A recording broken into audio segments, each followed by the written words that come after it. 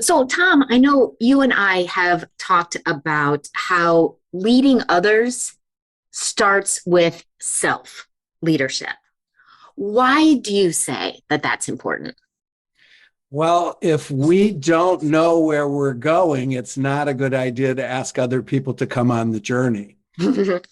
Very true. And just being a little facetious, but why it's important to me more than ever is leaders are pulled in so many directions, as are all the people we're traveling with. Yeah. And so self awareness was always important. But with all the distractions today, we are just pulled so many ways. And we need to get centered on where we're going. And Got then it. leadership is inviting other people to go along in the journey and bring their strengths and their blind spots along to go someplace better. Yeah. So I think I hear you talking about a few different aspects of self leadership, our self awareness, which you said directly, knowing who we are, and then also where we're going so that we are centered and we're not, taken by every shiny object and opportunity that comes our way. Yeah, I put it this way: we can be swept up in a river of reactivity. Ooh, river of reactivity. And we need to anchor ourselves to our values. Yeah. And I would only add one thing to what you said, which is to know what we're becoming, Okay. not just where we're going and what we're trying to accomplish, but what we're becoming in the process. And of course, that is very clear in The Courage of a Leader. So I'm just underlining something that's a key theme of the book. Yes. Yes. The courage to be authentically you. Yeah, Yes. there it is. And it shows up in all the pillars, but it's right in number one. And your Iron Man example is perfect for that. Is just to say, in a sense, it doesn't matter if you complete an Iron Man or you don't, right? That's what you did, but it's who you became in the process, the what you learned. And then we know something else about you. It wasn't just enough to learn that. You have to share it with others so that they can use. I don't have to do an Ironman to gain. No, no, no. Please, if that's not your thing, But if my not, point is that we sometimes forget that what who is we're becoming is as important as what we're accomplishing. lovely? I like that. Yes, it's about what's going to motivate and inspire us. Who are we becoming? So, not only what are we doing, but who are we being and who do we want to be? Yes. So, if someone were to say, someone listening, Tom says, okay, yeah, I get this. I need to work on my self leadership. What would you suggest that they do? I love that question. And it's a core of my philosophy. You've probably heard it said, well, I'll just ask you, what's the definition, Amy, of insanity? Oh, I say beating your head against the same wall, like, right? Trying to Yeah, yeah. make the same Doing the mistakes same over and thing over. repeatedly and expecting different results. Yeah. So we've all heard that. Well, let's riff a little off that and say insanity is having the same conversation repeatedly and Yes. expecting different results. And we all know we do this with our boss, our coworkers, our spouses, our children, is we think if we just say it louder, say it more often, say it. And Louder. so if we want newness, we need a new conversation. Yeah. So let's talk about self-leadership. We have conversations with ourselves that are aspirational that you had in order to do the Ironman. But if we're honest and we pay attention, we have conversations that are dead end. Yeah. And we have a tendency to repeat it. And then we say, I keep trying this and failing. And then we ask a dead end question. Why do I keep trying and failing? And the answer is, I don't know. You're just the kind of person that keeps trying and failing. So what I say is, what question would most likely bring us forward to get out of that rut? Something more resourceful, like how can I be a little bit more disciplined in this area? and what gets in my way, and tell the truth about the barriers. We're very reluctant sometimes to admit the language of doubt is part of courage. Courage isn't the absence of fear, it's doing your best in the face of fear. Yeah. And so, what is my best? And what's a little better today? Yeah.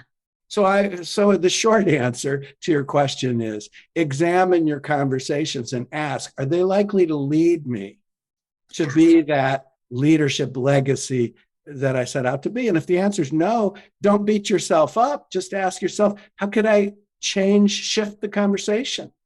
Yes. To empower myself to take the next step. Yes. Tom, you are so insightful and beautiful and clever with words. You say so much in a concise way. I love this. Insanity is having the same conversation. Sometimes it's with other people. Lots of times it's with ourselves. Yes. And that really straightforward advice to examine the conversations, the thoughts that are repeating in our heads over and over. And not to try to play the game of having all of our thoughts be powerful and inspiring and insightful, but just noticing when they're not. And by the way, what you just described is what we call pretend.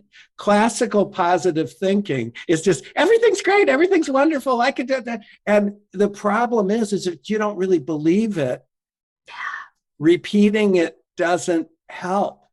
So that's pretend. Yeah. Instead of that, positive psychology is starting to recognize we need to acknowledge it's about positivity ratio. We want to be positive, but we don't want to pretend that we don't have doubts and fears because that's not human. Yeah. But we want to take this whole package of doubts and fears and my mother was right about me and all that stuff. And we want to move in a direction. Yes. Higher and better. Yes. Leadership. We want to go somewhere. I spent so much of my life waiting till everything changed and then I'll go somewhere. Yes. Yes. Yeah. Really powerful. We want to be real. And I love that you've given us access to shift that thinking. Because step one is to notice I've got this disempowering thought running through my head. Step two is, how can I shift away from that? And you gave us a great tool. You ask a question to bring us forward. How do I want to be? Are the key to new conversation. Yes. And not the same question, but maybe the same question phrased differently. Because a question begs an answer, whether it's to ourselves or our colleagues. Mm-hmm. How can we work better together? I suggest to my clients, have one meeting where we're not just throwing all the issues around and who's to do what by when, but we just say, gosh, Amy, I notice that we work well together. How can we work better together? And give space for Amy to say, every time you say X, I do Y, and we can do better than that. Mm-hmm. And then we can discover a P we didn't even know was there. Yes. We co-create in conversation, don't we? You have to tell the truth that it isn't always smooth. I respect you, you respect me, but we're different. And sometimes we're not working our best together. That's okay. Keep the respect and ask. That's really true feedback. But it's leadership, and it starts with self-leadership. And sometimes the best way to start is, I notice you roll your eyes when I say this. Yeah. Can we talk My about business that? coach used to always say, bottom line it, Tom. And I thought, that was helpful feedback.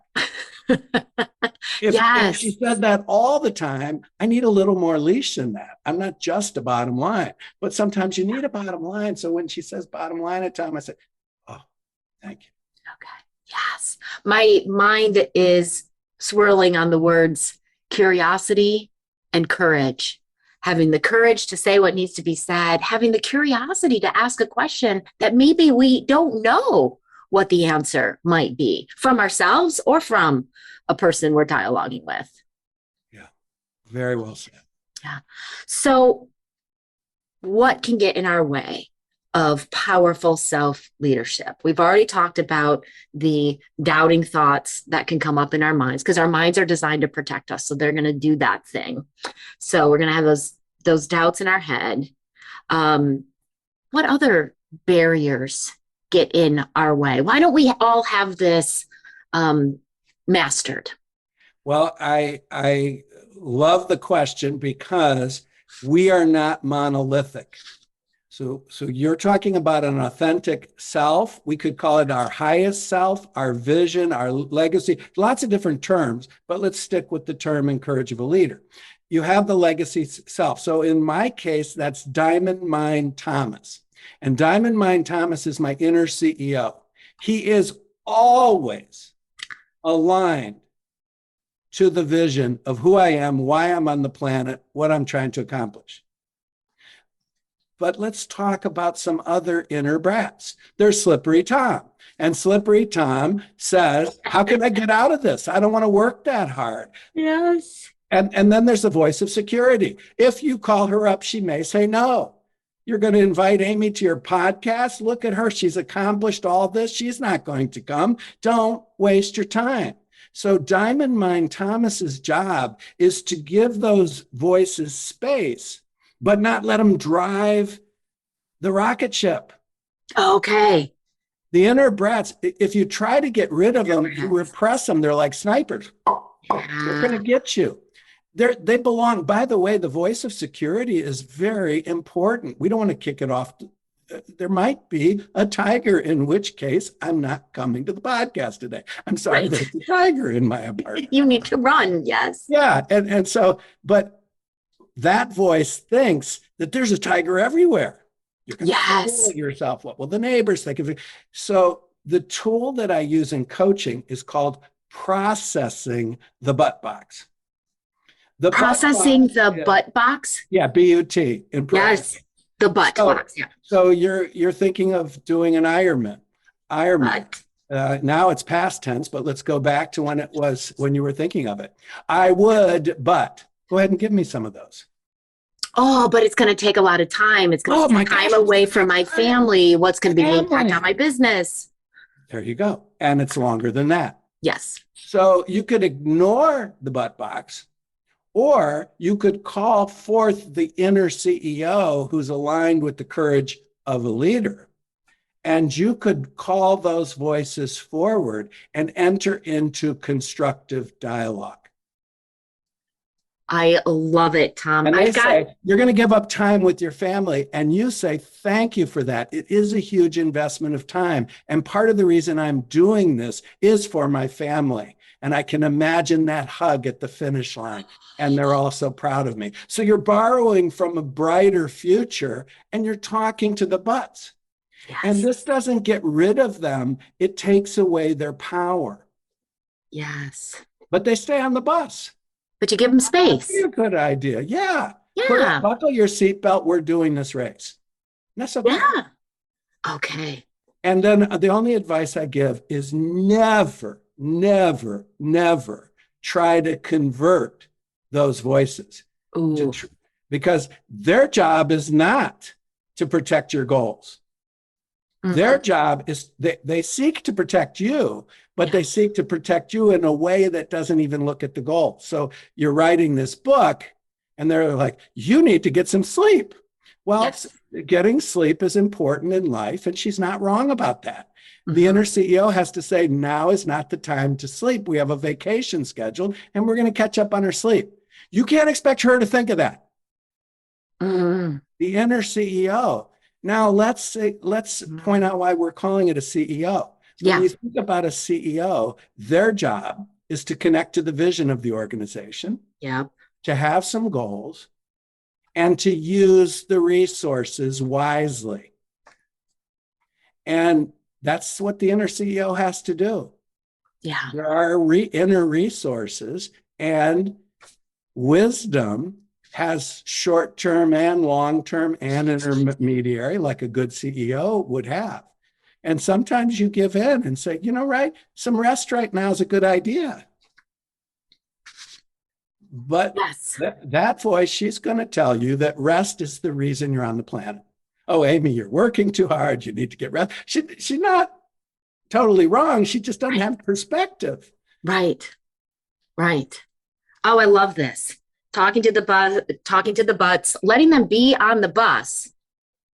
They provide some value, but really let the inner CEO facilitate and guide the conversation and decide where the bus is going.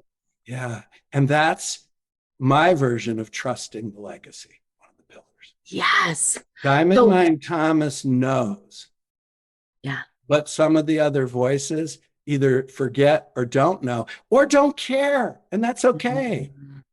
Mm-hmm. Tom, I got so into this conversation, I forgot to tell our leaders, who our listeners, who you are. Let me tell you more about our guest today. Tom Rosenak is the founder of Diamond Mind. And he is a senior and amazing consultant with over 25 years experience in leadership communication with a focus on the persuasive arts of sales, presentation, executive presence, and influence without authority. You've heard it from him already. He works with clients to expand business performance through relationship, influence, and communication strategies. Tom's coaching style is engaging, constructive, and encouraging while ever challenging the participant to improve, right, to move forward. His broad client experience from small to nonprofit to Fortune 500 firms. Thank you for being here, Tom. You've already provided us with so much great content, food for thought. Well, it's an honor to be here. And Courage of a Leader is a great book. Highly recommend it. And my teaching is very well aligned. So I'm Yes. just delighted to share anything I can that would help your listeners be more courageous and be better leaders. And that's almost redundant because courage is having the heart to go somewhere, even though we have these butts. Now I'm back to my language. Yes. Yeah. So Yes, yes. Yeah, I talk about the empowering thoughts, the disempowering thoughts, that, yeah, we don't sweep the disempowering thoughts under the rug, but we take a look at them, right? What are they telling us? Is there any value here? And I love your analogy of, process the butt box, leave them on the bus, give them space, because what we resist persists. yes, it does. So let the voice be there. Can you talk to us either about yourself or a client that you've worked with about how they've really done this work of processing the butts? Yeah, I'd be delighted to. Great. So the core of this is the momentum process. And the momentum process is a way to gain traction on what matters most. And I wrote a book called The Momentum Playbook. It's a Yeah. simple process, but not to be too cliche. Simple doesn't mean easy, and it takes practice. But first, let me give you the definition of processing. Okay. And processing is holding love, and you can underline love, conscious, active, and present when anything other than love surfaces. And the reason I said underline love is that's the highest principle. You could say health, conscious, active, and present. Abundance, conscious, active, and presence. Success, conscious, active, and present. So whatever's in the underline is what we're focused on now. Oh, okay. And so in my executive coaching, what I would do is I would encourage you to call forth some of those voices. But first, we get centered in the inner CEO. It's very, very practical because you bring your content. We're talking abstractly now. And we bring them forward. And we just lead a conversation, facilitate a conversation where your inner CEO or your authentic self would say, thank you for that. And take it into consideration and come back with an executive decision. Nice. Yeah. And so it's very practical, but many times, this is the key word for me, especially because I work with such brilliant, successful people, is give yourself permission and I'm thinking of your chapter on weakness and how we think about fixing things. No, I Mhm. hold you as complete and whole. You're not broken. You don't need to be fixed. And this isn't working. You're the one that told me this isn't working. So let's look at it and let's get the energy that has made you successful more traction here. Because in the area we're stuck, and I work only with resourceful people, but in the area we're stuck, we're not being resourceful. Otherwise, we wouldn't need to invest in a coach. I mean, it's that true. And 100% of the people I have met have areas of their life where they're less than resourceful. Yeah. So this process helps get the resources flowing in the area that you're stuck. Get the resources fully. Okay. And conjuring that voice of the inner CEO for each of us, whatever we want to call that, right? You call yours Diamond Mind CEO. I really love the term inner CEO, right? The one with the big picture vision who's, And the one who's responsible. I use the word yeah, CEO because the yeah. CEO has to go to the board and they don't get to have all the excuses, even though some of them really happen. Mm-hmm. COVID happened, Mm-hmm. whatever it is. It instead of excuses, it's responsible. But I interrupted your question. I just wanted you to know the why I use the word CEO. Yeah, That no, it's she's great. ultimately in charge of what you decide to do with your resources, physical, emotional, and spiritual, in any given period. Yes. CEO holds the vision, is the responsible. So we're making sure that we are interjecting that voice into our head and that voice is leading the conversation. Yes, as much as possible, not all the time. So I will consult Diamond Mind Thomas. I forget to do it. That's why I say it. Forget to do I teach it. I forget all the time. Who's driving this bus? It certainly wasn't Diamond Mind Thomas. And then you Mm, begin again. And I have a truth statement around that, which is think big, and then in parentheses, even bigger. Start small, in parentheses, even smaller, and keep moving. The word momentum simply means to move. And then to ask, am I moving from the energy of the highest vision? And if the answer is no, is there a step up?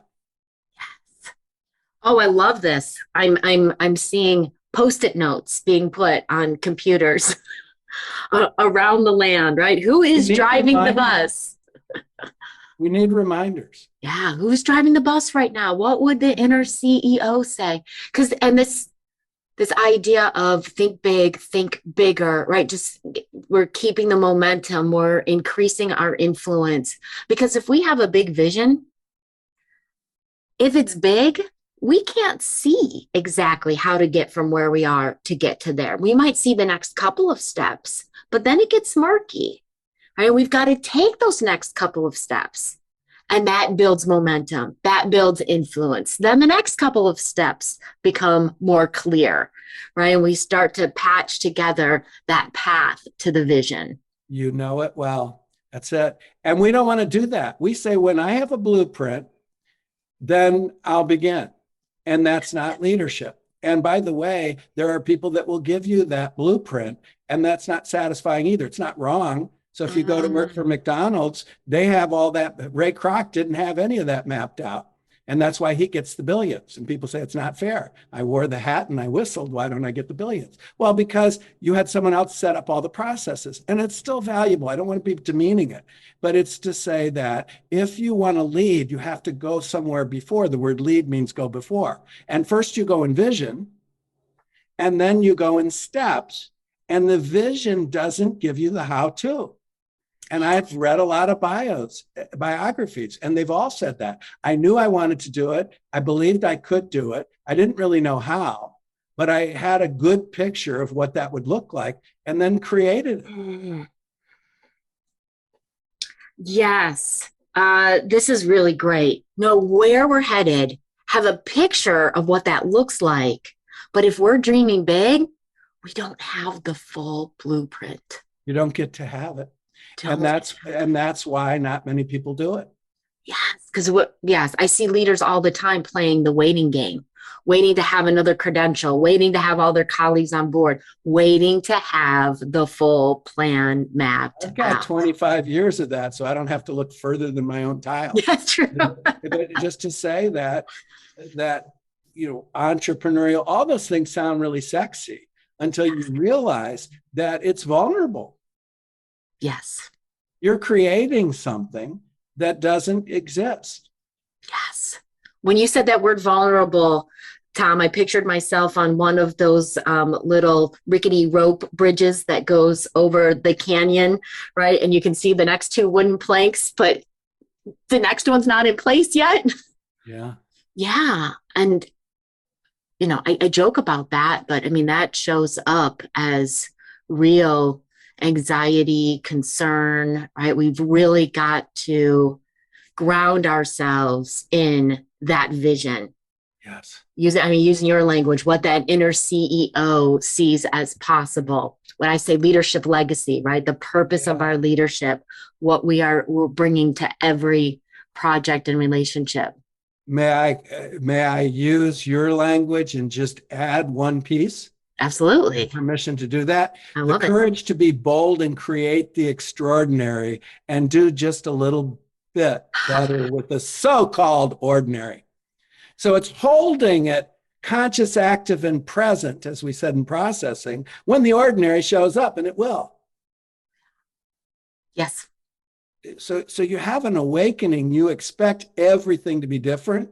My experience is, in one sense, everything is different, and in the other is everything is the same. So we need a new practice to get roots for the bold and extraordinary.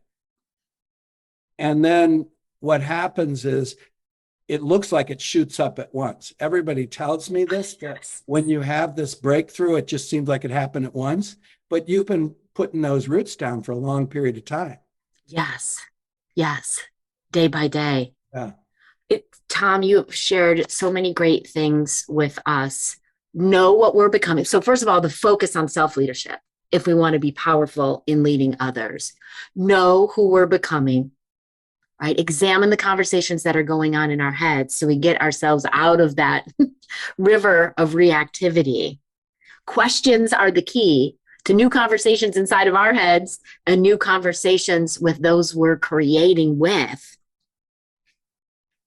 Create your inner CEO voice in your head, right? That person. Nurture it. Nurture it. It's not hard to get in touch with it. It is hard to put it in charge. It needs nurturing because school didn't teach you to do that. Yes. How do we nurture the inner CEO? We create space in your own way.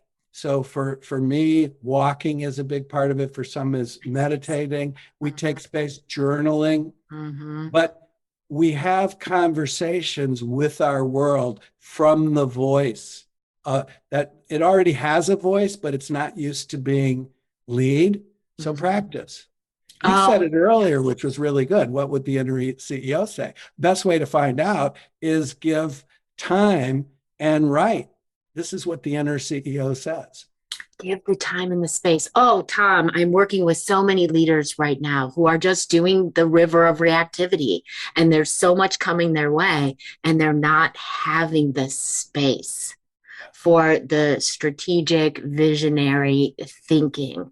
That's why a little self-serving here, the 90-day jumpstart momentum process is about that. It's about successful people investing in themselves. And I facilitate the conversation because it's hard to facilitate a conversation with yourself when the inner brats are screaming. And so we create space to envision a shift.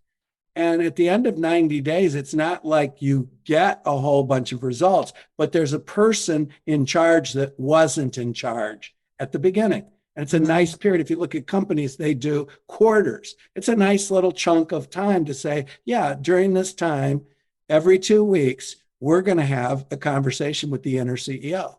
And we're going to look at the butts. And we're going to tell the truth. And by the way, your summary was so powerful. I'm going to clip that and use it because, as I said, I'm not good at bottom lining. And the only thing I would add to that is tell the truth about what is. Good. And Good. I hesitate to do that because I'm high inspiration. And I had to learn so much over time. I would go to a meeting and tell everybody, we can do this, I'll do this. And I'd get back to my desk and I'd say, what did I commit to? And it comes from a good place. It's like, I believe all this is possible. But we need to tell the truth about what is. There is a reality in gravity, friction, and mortality that there is a limited bandwidth. And if you try to do all things at once, you're going to short circuit the emotional ecosystem. So tell the truth about what is. Survey the land like the art of war. Look at the landscape and then choose a practice which makes it likely that that voice is going to gain rather than lose. And still you have to make the eggs and take out the garbage and all that other stuff and pay the taxes and all that stuff. You got to live in two worlds at the same time. Only 100% of us do. Yes. Tell the truth. About Have what a is. about About what is. about what So is. it isn't so much about your lying. It's just that your inspiration has flirted with delusion. Yes. Here again, not looking at you. And so telling the truth about what is back to processing the butt box. And some of those butts are legitimate. And if you make a decision to wait a year before you write the book, that's fine, but just make sure it was an executive decision. What happens is we don't really make the decision. Tomorrow's going to be the day, and a year goes by and the book isn't here. So telling the truth is a big part of that. Yes. Yes. And have your inner CEO make that decision. Yes. I love this have a real practices to nurture that inner CEO voice. And I just feel like all of us should write a post-it note right now and put it somewhere where we see it. Who is driving the bus? Yes. So we just bring awareness to that throughout our days. Responsibility means the ability to respond. And the driver of the bus should be responding in new ways wherever the patterns are stagnant. And some of them are not. So then bring that voice forward at that moment. Yes. So powerful, Tom. Thank you for everything that you've shared. You've made this concept of self leadership more accessible, more practical, more tangible for us today. Well, thank you so much for having me. Yes, our pleasure. Thanks, Tom.